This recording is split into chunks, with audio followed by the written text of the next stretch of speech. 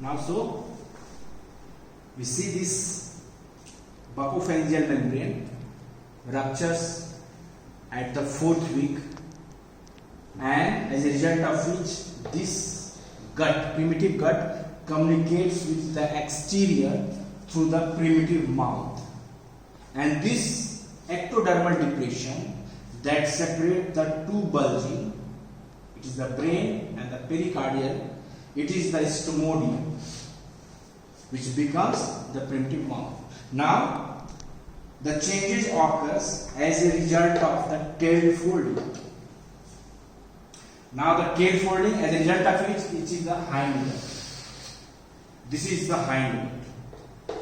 The hind gut, same like the foregut.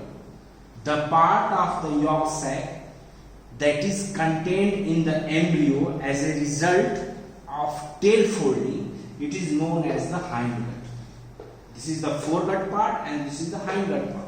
So it is the hind gut. Now what is the effect on the connecting stalk and the allantoic diverticulum? The connecting stalk and the allantoic diverticulum, these are the most caudal structures before the folding. Now as a result of folding, they are oriented on the ventral wall of the gut. Now this connecting stalks becomes the umbilical cord. This is the umbilical cord, and through this it is projected, it is the allantoic diverticulum. Means both are shifted, oriented to the ventral wall of the gut.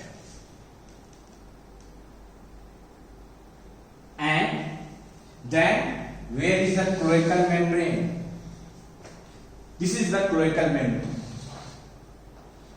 This cloacal membrane, caudal to the umbilical cord, forms are ventrally related with the hind gut. Ventrally related. Like here, the foregut is ventrally related with the buccopharyngeal membrane, then pericardial sac, then septum transversum. Here the hind gut, it is ventrally related with the cloacal membrane, CM. Now the importance of the allantoic diverticulum. This allantoic diverticulum, this is the allantoic diverticulum, which is projected from the ventral wall of the hind gut into the umbilical cord. This allantoic diverticulum divides the hind gut into the pre-allantoic part, and post-allantoic part. Now the hind gut, it is the pre-allantoic hind gut and the post-allantoic hind gut. This post-allantoic hind gut, the part of the hind gut after this diverticulum, it is dilated.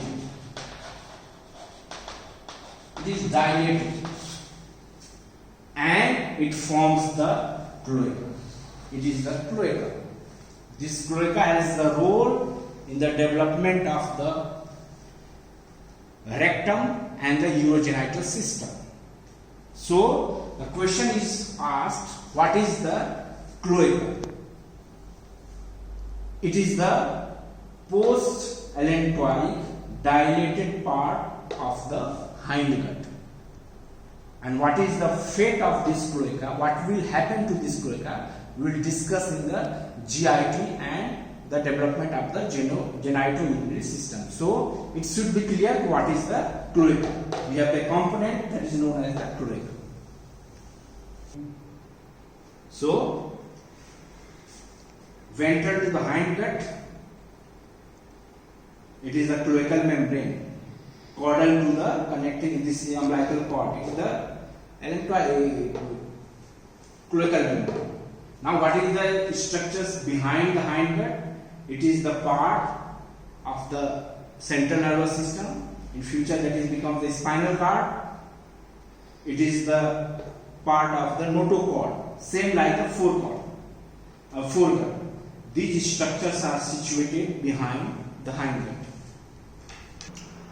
Now it is the lateral folding.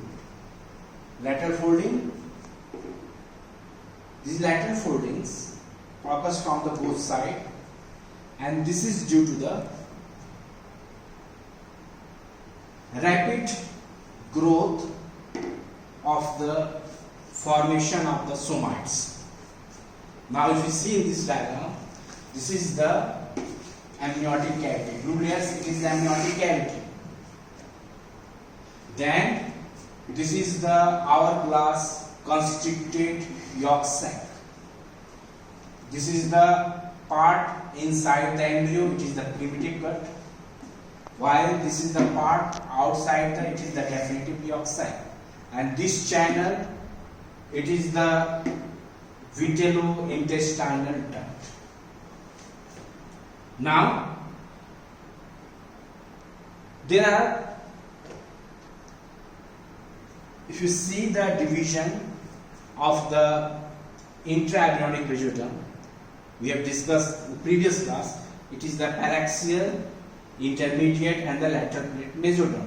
Now in this diagram, if you see the paraxial mesoderm, this paraxial mesoderm undergoes segmentation from the somites, and they participate in the formation of the axial skeleton, that is the vertebra and the ribs.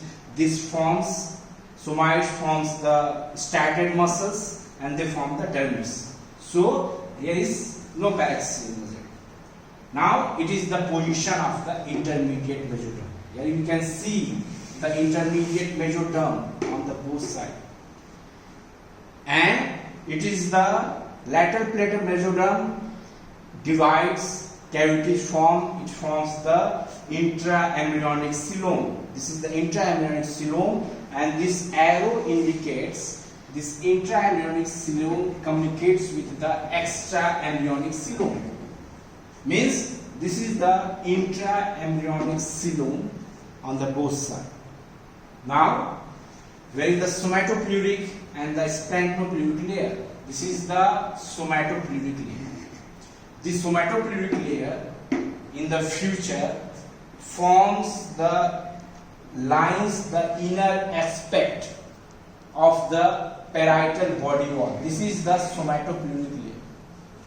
And this lines the ventral, this is the intermediate mesoderm.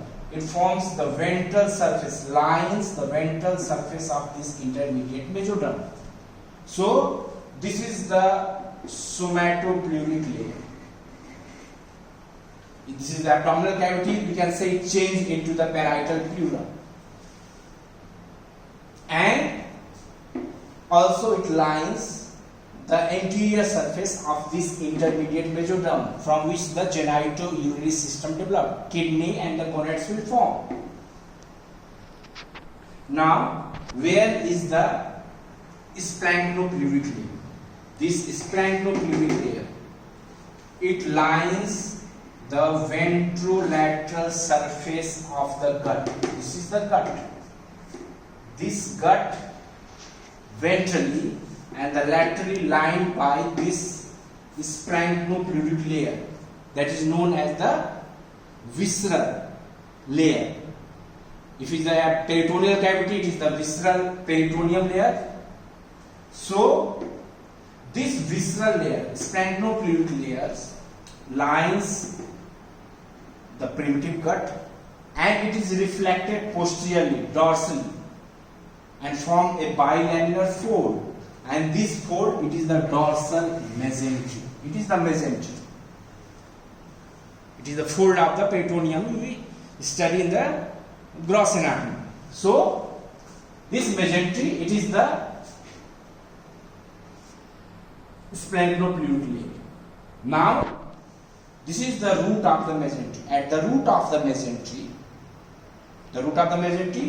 the part through which it is attached to the body wall, these two layers, somatopleuric layer and the splanchnopleural layer, are continuous with each other. If you trace this is the somatopleuric layer. It is the somatopleuric. At the root of it is the splanchnopleural. So at the root of the mesentery, this somatopleuric and the splanchnopleural layers are continuous. Now As a result of these lateral foldings, final, it is the intra-embryonic coelom, that is the peritoneal cavity is clearly visible. Now, as a result of this lateral folding, what are changes? We get the midgut. Same like the foregut and the hindgut. The part of the gut that is contained in the embryo as a result of this lateral folding, it is the midgut part. Initially, midgut is communicated with the daphnetic yolk sac through this vitello-intestinal tract.